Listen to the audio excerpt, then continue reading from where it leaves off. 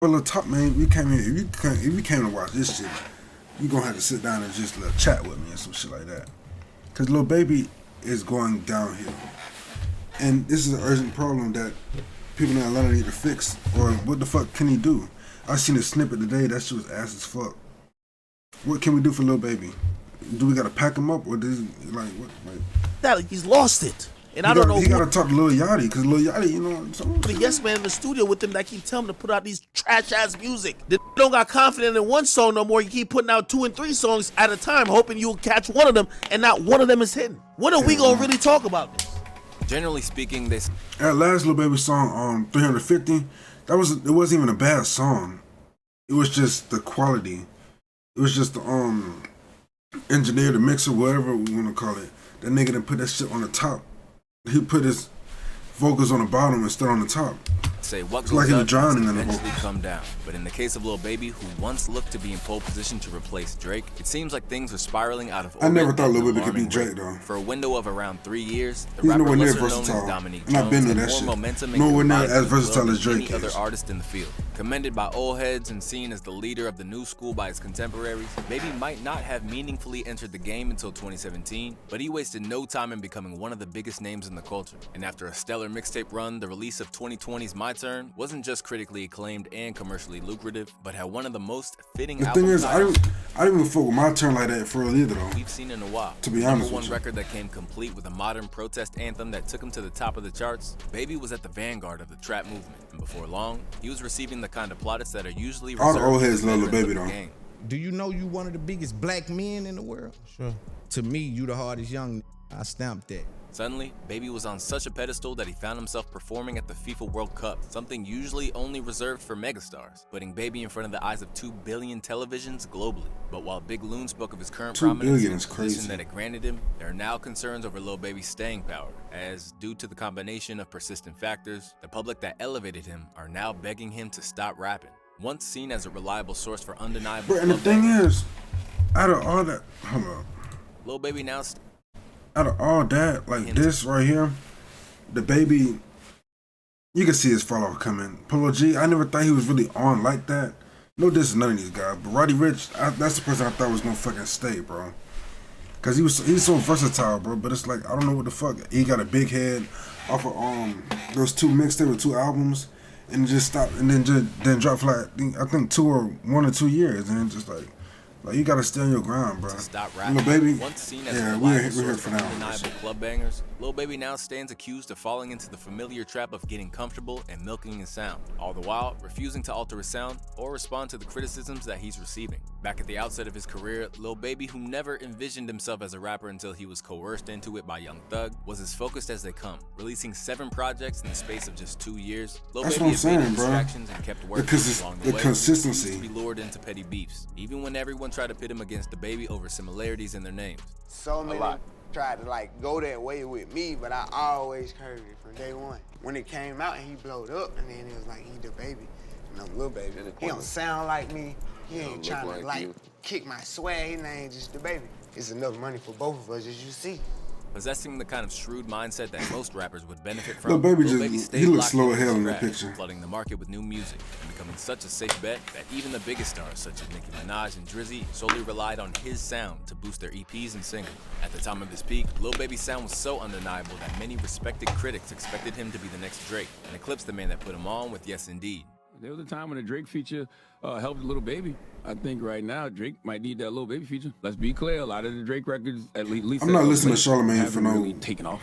music Fast forward to advice and no shit like 2023, that. and not only does it not seem like Lil Baby has any chance of overtaking Drizzy, but there's a concern about him maintaining the success that he's currently riding on. Fresh from dropping a snippet like 350, which is essentially just a rehash of everything he's done for the past 4 years, Lil Baby is facing heat from his own fan base. Notably, Kai Cenat, while not directly calling out Lil Baby, skillfully sidestepped commenting on the song itself and instead focused all criticism on the production.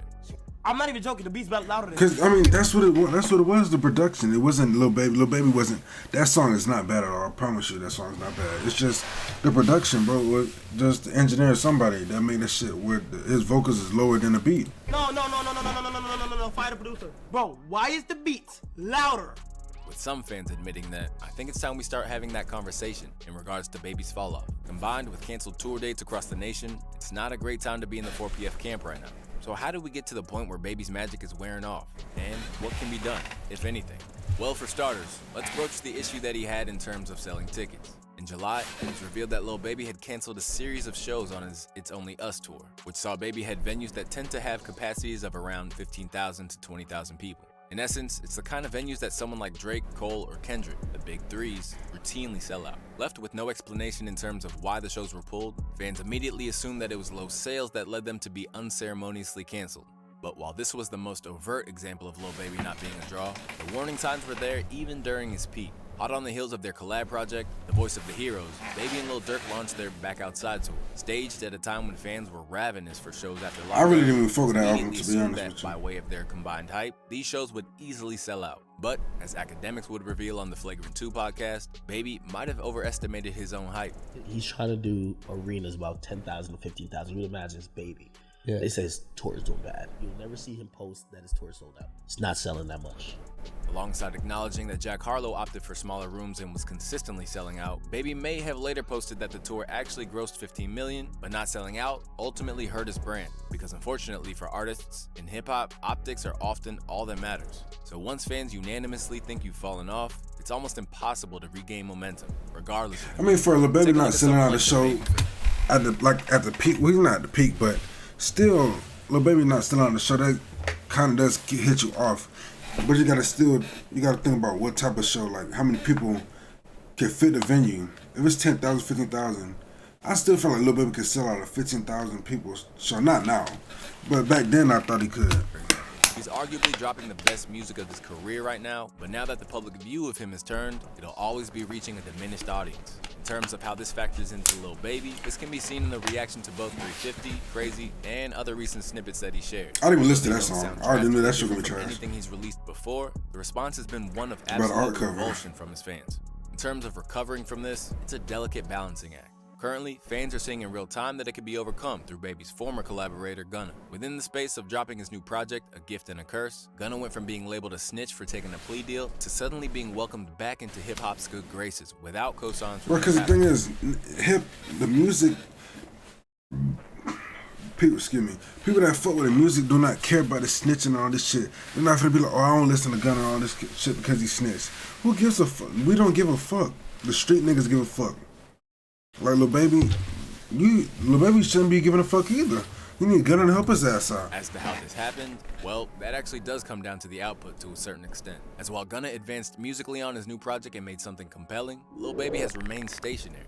I listened to the project and I said, this is interesting. Keep in mind, QC pretty much froze everybody on the label and allowed Lil Baby to keep dropping singles every 4 to 6 weeks up until the release of this project. Song after song after song after song after song, which might have been good. I believe that led to watering down the sound. Lil Baby has a very noticeable cadence. His rhyming scheme, the way he drones through a hook is very noticeable and it's very replicable. It's the reason why we think he's making the same song over and over. It's a lot of niggas that replicate that, and over like again. replicate Dropped all of those. Lil Baby's and then flow, right bro. after announced an album. And then at that moment, for whatever reason, he dropped the worst versions of him trying to make those same songs again.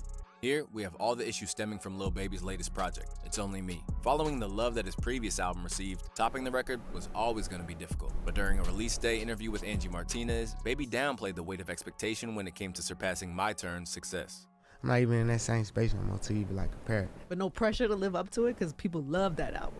Not like pressure to live up to it because I'm not living up to that album. That was just what I had dropped. So I'm trying to like live up to everything I do, if that makes sense. That would be me thinking small. I'm on some way bigger and better. Eager to paint his upcoming project as a departure from the past, Lil Baby's press tour implied That was a good the record response, coming down though. the pipeline will be full of depth that we haven't seen from him before.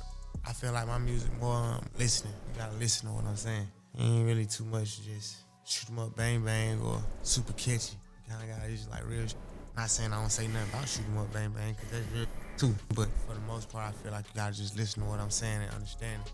When it was released, It's Only Me did outperform My Turn in terms of first week sales. But that's about the only way it beat his previous album. As for starters, this apparent new level of introspection in his bars was completely missing. When you're even looking at Lil Baby and the way that he actually forms his rhymes, you'll notice that from one line to the next, there's no logical continuity. He'll splurt out something random and follow it up with something that has nothing to do with the previous line. So he's not setting himself up for any punchlines on here. That hook to Hey, I ain't gonna lie. At this point, age, I don't be searching, I don't be looking, investigating for lyrics to see if they hitting or it's something meaningful, because sometimes I just really want to chill and just kick back and just nod my head at some arrogant shit. Thing on here, bro. Yeah. Nothing sticks.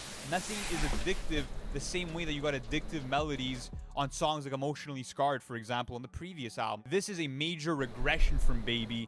A record which was widely panned for its repetitive sounds, critics were quick to point to the fact that he fell off with the production too. The production choices on this project are pretty bland too. Very thin trap beats with mild 808s and hi-hats and snares that are basically emaciated. They're so lifeless. I'm actually kind of surprised to see most. He be lowballing every album though. That's it. Yeah. A handful of people. If I didn't know any better just listening to the quality of this record, I would have assumed this whole thing was thrown together by a skeleton crew of Lil Baby, a couple of producers, and maybe an engineer. On top of the fact that these tracks were somewhat lacking in creativity, what also needs to be factored in is that to a certain section of his fans, they had garnered an affection for him that was left unfulfilled. When Lil Baby dropped The Bigger Picture at the height of the BLM movement, he quickly found himself with his very first Billboard #1 hit, suddenly giving an empowering track that was completely outside of his usual sound. Lil Baby earned himself a bunch of new fans. But when it came to feeding this new audience, they've been neglected. And even though Coach K claimed they all stuck around, it seems like that was temporary. As opposed to leaning into his new role as an outspoken activist and stepping territories that even Drake hasn't seen, Lil Baby has arguably gone the opposite way and is now rubbing shoulders with billionaires like Michael Rubin and Robert Kraft. According to him, he's simply acquiring game. But they was grilling the fuck out his ass for them. But them pictures. Chasing the bag rather than feeding them with his artistry. What have you learned from those guys? I learned a lot.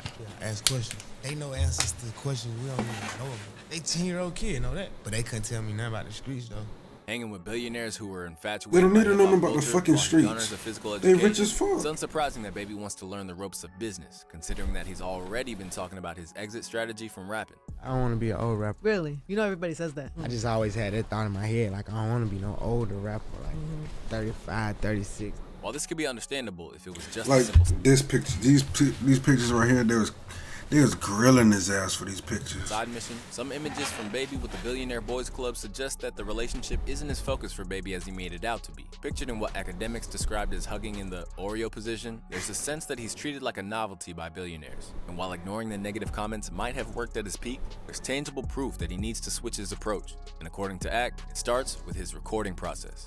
I heard a story about Lil Baby. I've never been in the studio recording with him ever, by the way. They said when Lil Baby's about to record, he usually kicks out a lot of people out of the studio. He don't like to record in front of I seen that stream. Secondly, when he's recording, he never wants the recording to be played out loud. He wants to keep it between him and the engineer until it's like finalized. That sounds like your creative process. Now, if I record and go into the studio session, I gotta have my boys with me because they know two of my homeboys got two different fucking sounds, but meshed in together, but two different sounds. So they know, like, you know.